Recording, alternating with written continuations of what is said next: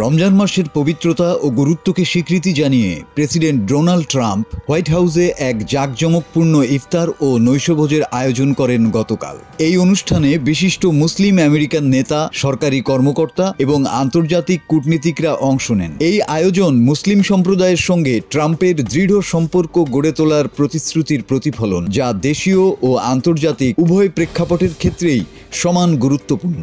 সম্মাননা ও উদযাপনের এই রাতে বিলাসবহুলভাবে সজ্জিত হোয়াইট হাউসের অনুষ্ঠানে অতিথিদের স্বাগত জানিয়ে প্রেসিডেন্ট ট্রাম্প বলেন, রমজান মুবারক, এবং শুরুতেই সারা বিশ্বের মুসলমানদের সিয়াম ও আত্মিক চিন্তার মাস রমজানের শুভেচ্ছা জানান।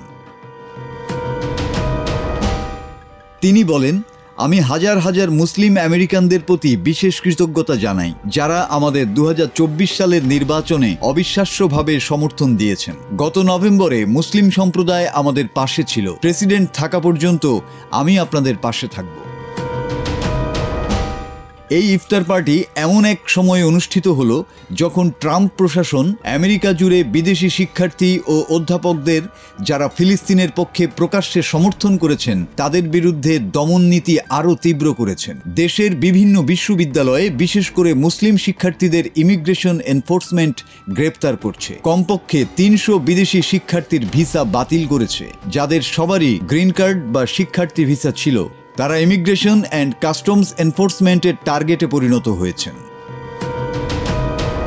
প্রেসিডেন্ট ট্রাম্প তার বক্তব্যে মুসলিম আমেরিকান নেতৃবৃন্দের উদ্দেশ্যে বলেন, আপনাদের জন্য হোয়াইট হাউসে একজন আছেন যিনি আপনাদের ভালোবাসেন। এরপর উপস্থিত সবাই ঐতিহ্যবাহী ইফতারের মাধ্যমে রোজা ভাঙেন এবং বিশ্বাস, নীতি ও মার্কিন মুসলিম সম্পর্কের ভবিষ্যৎ নিয়ে আলোচনা করেন।